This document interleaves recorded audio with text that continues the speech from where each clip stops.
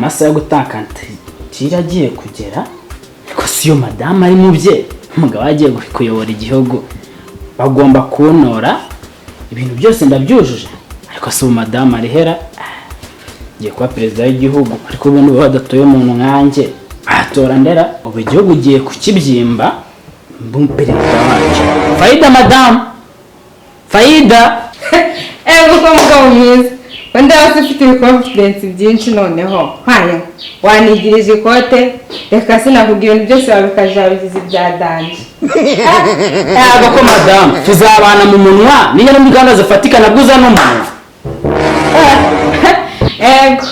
undi se ko nkumenyereye confidence igira n'undi kare nk'izigiheri igiheri ariko abagore muratinyuka ko nyuma yuko ndumutware rwabuze icyo ngiye kuba cyo nanone nawe ndamenye icyo ushaka kumbwira wambwiye ariko n'ubundi tubuzi turabamenyere baba barushemo amakoti ndayabara rwose ariko nakumirwa koko aha icyo nawe ngwamaga genda mu cyuma mugaturwara k'igitanda nzanira dokima zimwe uyanga ufungure dore uko abagore mugira amatsiko kubi ngo se ayo dokima nayikira yewe kanajya kuko yakurebera sinamenya n'ibirimo. A few moments later. Mereza mada.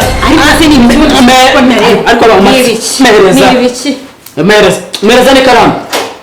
Eko umuntu madafite icyerekezo. Nta kibazo. Amatsiko y'abagore ndayazi. Akijyo baherewe baraguza ni ibiki birimo aho ngaho. Ntabwo bizi. Udashaka kuvuga ngo wereke. Ariko mada wabuze icyo ngiye kuba cyo. Wabuze icyo ngiye kuba cyo. Ni igiti. Uretse uzakira gutu nako nawe mugo cyakobye kugutungura. Ngambwira. Ubu ngubu na uzabisobanukirwa mu myaka 5 uzagenda usobanukirwa gake gake. Itaro sivuye. Ntabwo ubizi. Ntabwo ubizi. Ahubwo mereza ni ikaramu madame mereza. Zana tubanze turebe. Ngambwira. Manzi umenye ko dokima zanjye tutagomba kuzifata. Kubera iki? Sindi umugore wawe. Ahubwo rero no kunyereza. Uri kunyereza dore bari kumamagara abo tugiye kujyana. Mujye wabuze icyo ngiye kuba cyo reba ukuntu kugira inambarara. Ariko madorazi n'ibindi mereza ikaramu mwere. Ariko madamu wabuze icyo ngiye kuba cyo. Nundi wenda kumenyereye. Ngiye kuba perezida w'igihugu.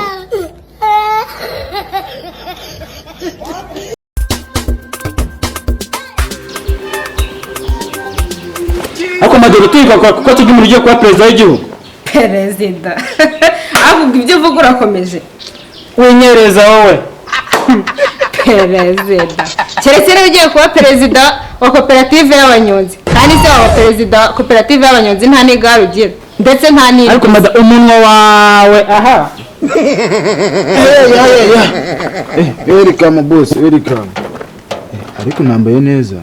Ushaka wangurira n'akantu. Ariko shora yabangura kora kuri soje. Ndakwanduje.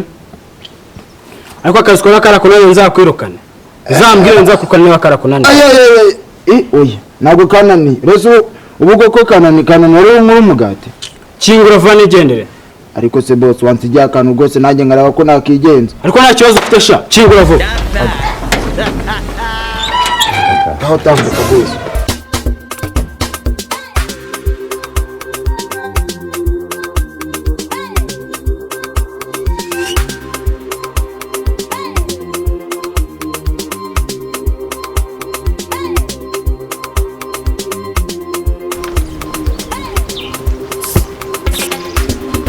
Baramutse bose. Baramutse.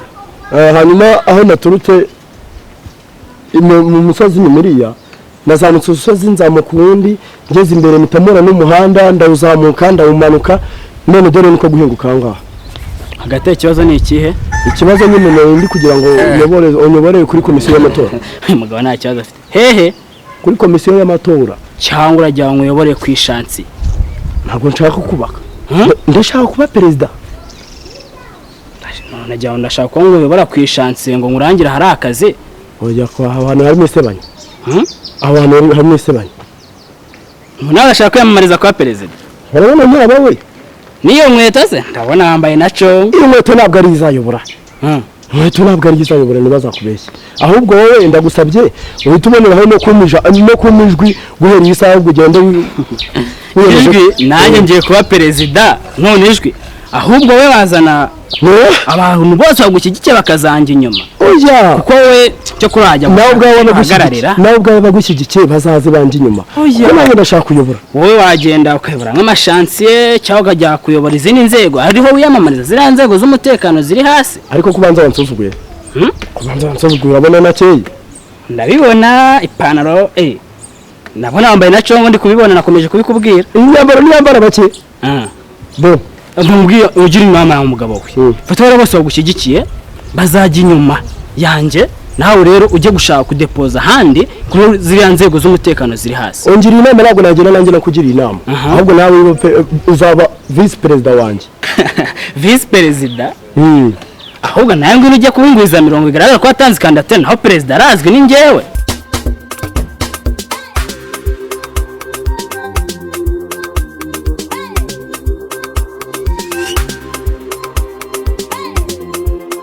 uramburira ngo baranyangira kandidatire ngo nuko nta kote nambaye reka nze uriya se nurashaka kuba perezida ra ariko wowe ni abantu udasuzugura mwivugire sha ubwanyu namwe mwabona muri mu bantu bari kuzamamaza reka nyariko ubwo na dokima zanjye batarazishyira inyuma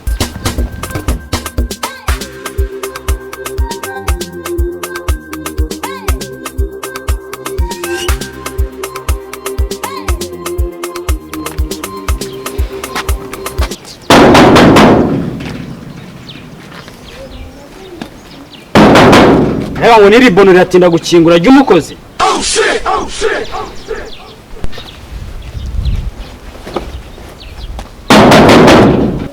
ariko si ikintu gikomeye nk'ikidafite ubwonko ntabwo kizi ko nawe mu rugo rw'umugabo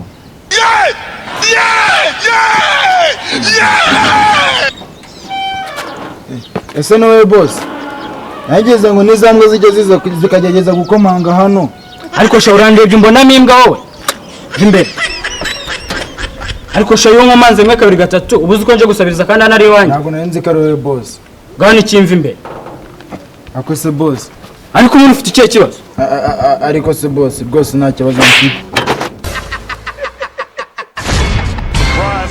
ariko ibintu byose ni ugukingara Faida kukititabaza Faida mugabo mwiza araje congratulation oye perezida Sara congratulation bajya bavuga ngo umuntu ashaka nawe nanjye nashatse umwaka w'umugore bivuze ngo ntiwashatse umugore washatse umwako ubwo ndi umwako Ngakashobotse